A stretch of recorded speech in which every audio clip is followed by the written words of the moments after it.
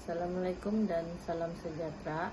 Saya Zuraida binti Mantrin, nomor metrik MC 250132924. Okey, untuk kali ini peningkatan kemahiran yang bertajuk Strategik dan Teknik Pembelajaran untuk Pelajar Universiti Abad ke-21. Pengenalan sebagai pelajar Universiti Abad ke-21, pengurusan masa adalah sangat penting. Setiap pengurusan masa haruslah berkesan untuk pelajar universiti. Ia membantu dalam mencapai kejayaan akademik, mengurangkan tekanan, dan meningkatkan kesejahteraan keseluruhan. Beberapa strategi pengurusan masa yang elektif termasuk membuat jadual harian ataupun mingguan, mendapatkan matlamat yang jelas, mengutamakan tugas, mengelakkan penangguhan dan mengambil rehat yang mencukupi. Dengan mengamalkan strategi pengurusan masa yang berkesan, pelajar universiti boleh mencapai kejayaan akademik, mengurangkan tekanan dan meningkatkan kesejahteraan mereka secara menyeluruh. Sekian dan terima kasih. Yang kedua adalah pengurusan masa. Pengurusan masa ini diterbagi kepada 6. Yang pertama adalah meningkatkan prestasi akademik, di mana pengurusan masa yang baik mendorong membolehkan pelajar untuk merancang jadual pembelajaran konsisten dan efisien.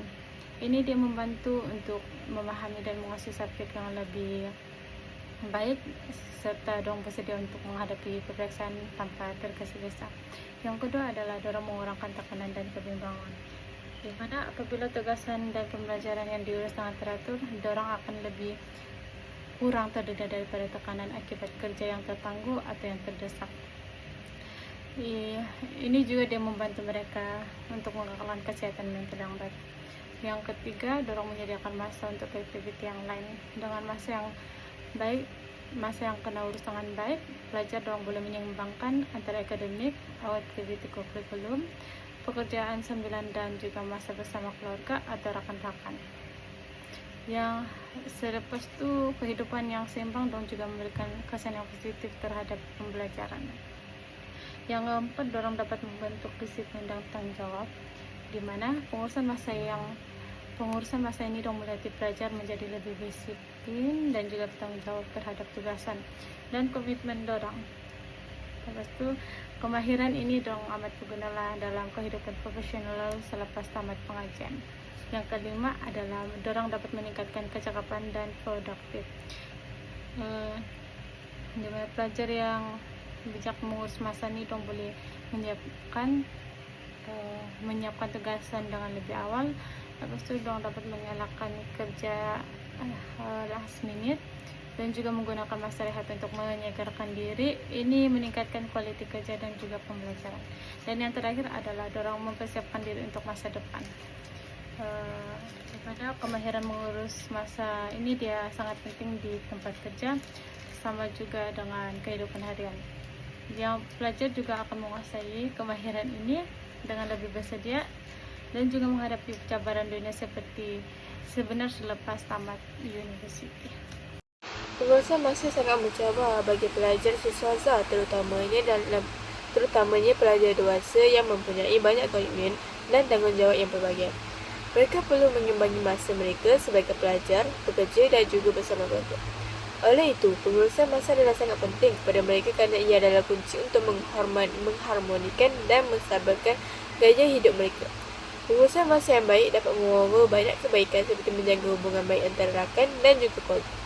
Oleh itu, di sini akan dikongsikan beberapa tips dalam menguruskan masa pelajar di universiti. Pertama, wujudkan buku log.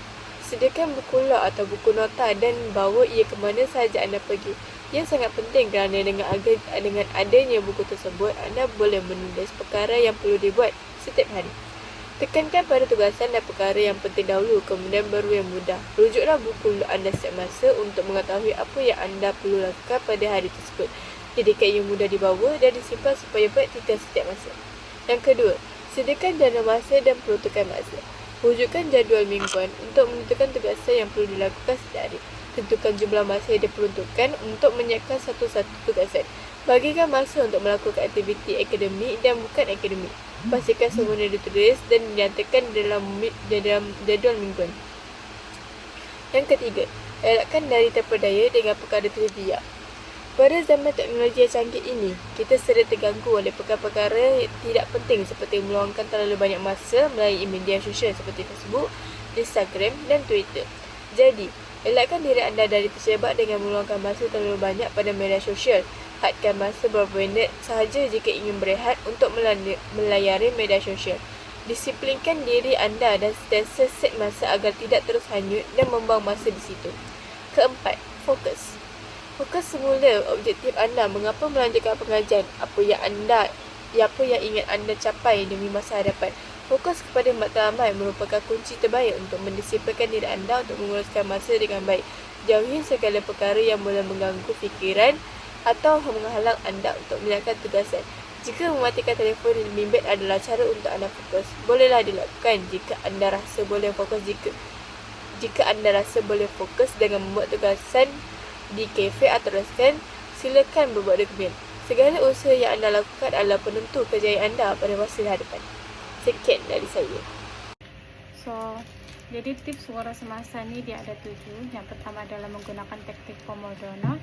Teknik Pomodoro ni dia merupakan macam belajar dalam fokus selama 25 minit. Lepas tu diorang berehat selama 5 minit.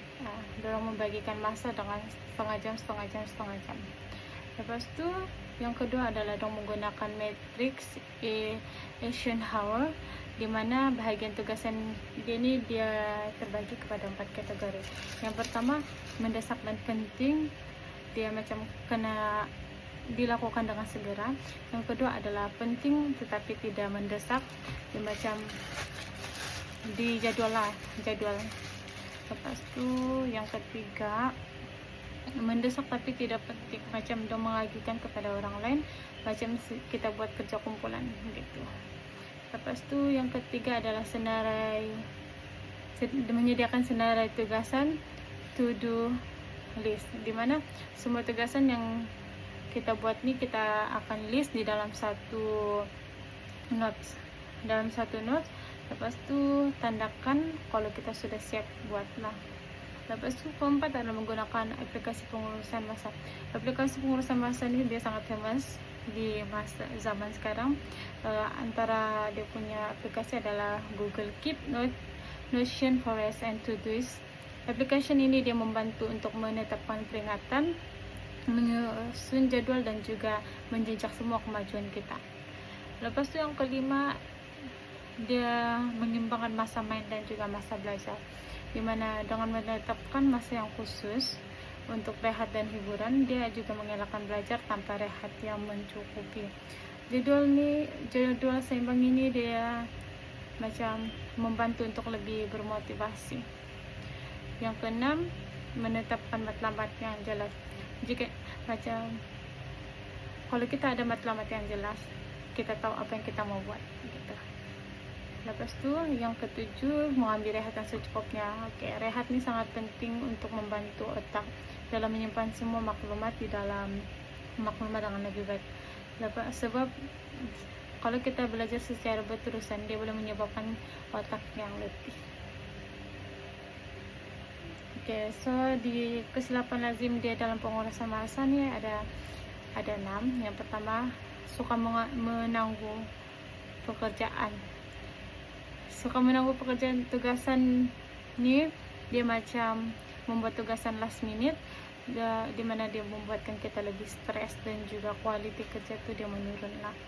Yang kedua adalah tiada jadual belajar, di mana kalau tiada jadual belajar ni kita akan mengikut mood untuk membuat ini kerja.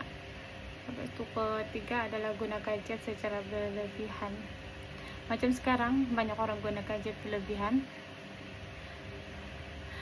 Kalau tanpa menggunakan gadget berlebihan ni, dia mengganggu untuk fokus dan juga mengurangkan masa untuk belajar. Yang keempat adalah tidak mengutamakan tugas. di mana semua pelajar ni dorang mendahulukan kerja yang kurang penting dibanding mengerjakan tugas.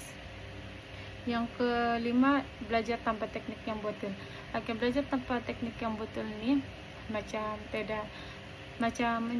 tidak menggunakan sistem Pomodoro atau senarai semak melebihi, yang menyebabkan keletihan dan juga kurang berkesan lah. Yang keenam, yang terakhir adalah tidak konsisten. Bermula dengan semangat tetapi tidak berterusan mengamalkan teknik yang dipilih menyebabkan kita tidak konsisten.